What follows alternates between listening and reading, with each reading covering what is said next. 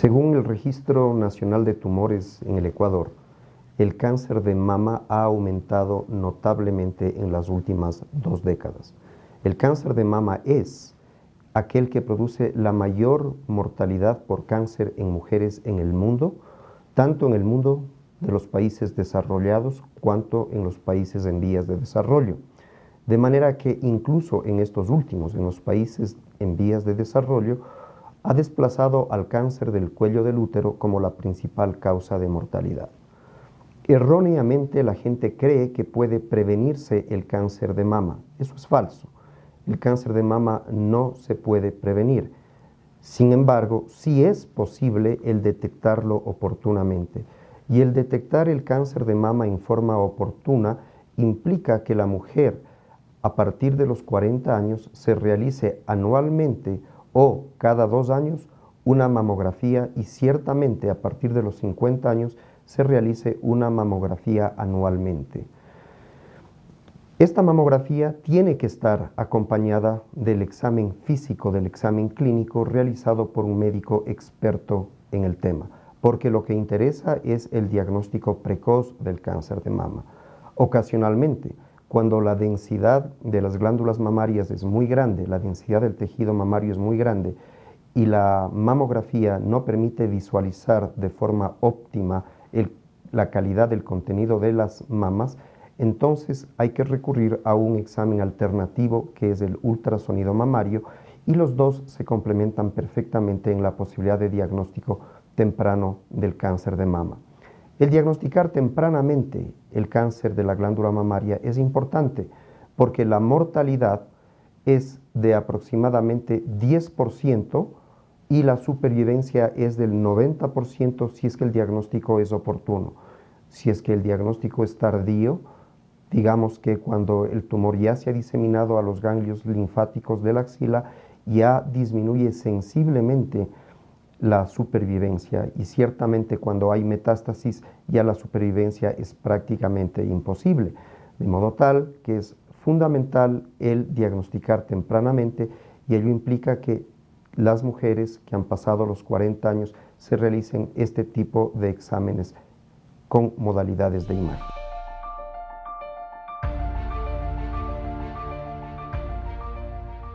El cáncer de mama se debe a una asociación entre el hiperestrogenismo, por un lado, y por otro lado a ciertas influencias genéticas. Aquellas mujeres que han tenido la primera menstruación muy tempranamente en la vida, antes de los 12 años, o que han tenido una menopausia tardía más allá de los 52-55 años, o las personas que han tenido su primer embarazo después de los 32 años, son pacientes que tienen un riesgo incrementado de cáncer de mama. También es un riesgo incrementado la obesidad, porque las mujeres que tienen mucho tejido adiposo tienen mayor cantidad de estrógenos, porque los estrógenos aumentan su producción a través del tejido adiposo. Entonces, la obesidad es también un factor de riesgo de cáncer de mama. Y también es un factor de riesgo muy importante de cáncer de mama la herencia. El haber tenido madre, hermanas, abuelas con cáncer de mama o con cáncer de ovario representan un factor de riesgo de esta patología maligna. Ahora bien, dentro de lo que significa la herencia como un factor de riesgo, hay que distinguir el factor de riesgo aislado causado por una serie de elementos hereditarios del factor de riesgo fundamental que representa entre un 5 a 10% del conjunto de los cánceres de mama, que se debe a la mutación heredada de un gen, el gen BRCA1 o el gen BRCA2. En estos casos, cuando se ha detectado la mutación de este gen en las familias, el riesgo de cáncer de mama en esa persona en quien se ha detectado la mutación es del 60% aproximadamente a lo largo de toda la vida de la paciente. Aquellas personas entonces que tienen la mutación detectada deberían o someterse a un escrutinio ultra riguroso para ver si es que desarrollan cáncer de mama o alternativamente someterse a una mastectomía bilateral profiláctica, como efectivamente lo hizo una famosa artista de cine de los Estados Unidos, la señora Angelina Jolie.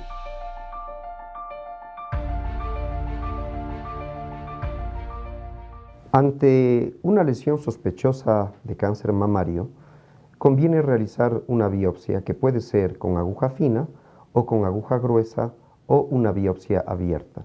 De ser posible, es mejor intentar hacer una biopsia con aguja gruesa porque nos permite obtener cilindros de tejido de aproximadamente 1 milímetro de diámetro por 0,8 centímetros de longitud, lo cual es más allá de suficiente para obtener un diagnóstico certero en caso de que fuera efectivamente cáncer.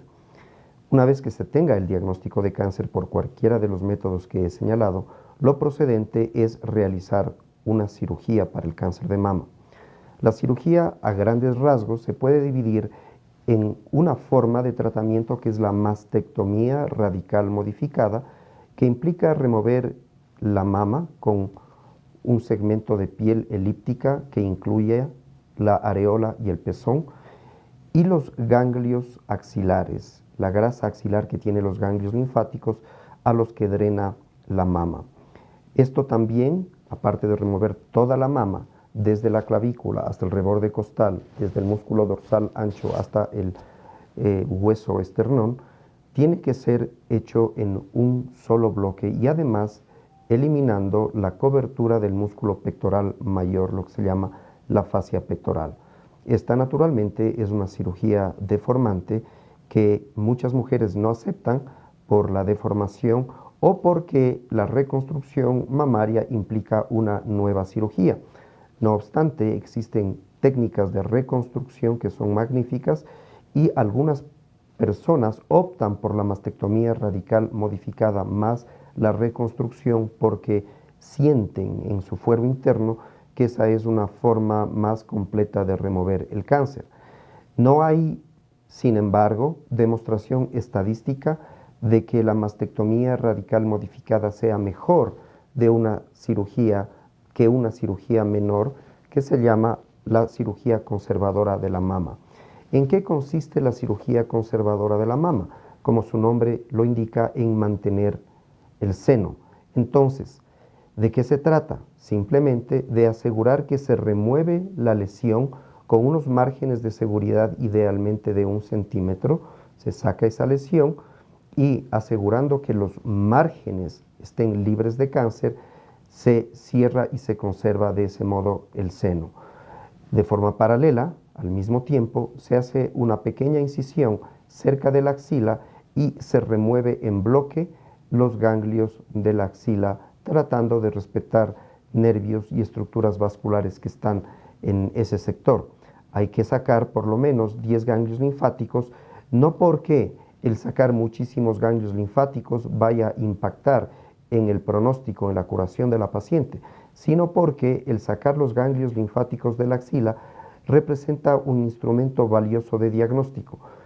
Se requiere aproximadamente 10 ganglios linfáticos removidos para que el nivel de certeza diagnóstico sea adecuado respecto de cuál es la realidad de esos ganglios en relación con que tengan o no contaminación con cáncer. De manera que esa es una alternativa, la cirugía conservadora de la mama, que permite conservar el seno. Hay ciertas contraindicaciones para la cirugía conservadora de la mama, y es que, por ejemplo, la paciente no quiera realizarse radioterapia postoperatoria o por alguna razón médica no deba realizarse radioterapia postoperatoria. ¿Por qué? Porque la cirugía conservadora de la mama implica necesariamente la adición de radioterapia al tratamiento, mientras que la mastectomía radical modificada no requiere radioterapia adicional como tratamiento aditivo, y esa es la diferencia fundamental. Además, existe la posibilidad de hacer lo que se llama la biopsia del ganglio centinela. Para evitar sacar el paquete de ganglios de la axila, lo que se hace es inyectar un radiofármaco alrededor de la lesión, masajearlo y luego, en el momento de la cirugía, administrar un colorante en la región de la lesión que vamos a extraer y masajear el seno para que tanto el colorante vaya a los ganglios de la axila y también ya previamente el radiofármaco fue a los ganglios de la axila. Durante el acto quirúrgico, con un contador de radiación, identificamos el ganglio que tiene la mayor radiación y por lo tanto sabemos que ese es el primer ganglio al que el drenaje linfático de la mama fue. Lo removemos y ese es el ganglio centinela. Ese ganglio centinela, de ser positivo para cáncer, significa que tendremos que sacar los ganglios axilares restantes, mientras que si es que ese ganglio centinela es negativo para cáncer, hay un 98% de nivel de certeza de que no hay ganglios linfáticos comprometidos en el resto de la axila. ¿Por qué ir más allá de lo que ya teníamos antes y procurar esto del ganglio centinela? Es porque el 10% aproximadamente de las pacientes a quienes se les remueve en bloque los ganglios de la axila, sea por mastectomía radical modificada o por cirugía conservadora de la mama, desarrollan edema linfático del miembro superior, lo que se llama linfedema, porque al haber extraído los ganglios linfáticos de la axila, los vasos linfáticos no tienen a dónde drenar adecuadamente y se hincha la extremidad superior. Entonces, eso es, en definitiva, ese es un panorama de la cirugía mamaria y en futuras ocasiones podremos hablar de más detalles de la cirugía y de formas adicionales de tratamiento de esta penosa enfermedad, que como digo, puede ser diagnosticada tempranamente y salvar la vida de más del 90% de personas afectadas con este mal. El problema es el diagnóstico tardío, porque ahí sí las posibilidades terapéuticas disminuyen en cuanto a su posibilidad de tener éxito.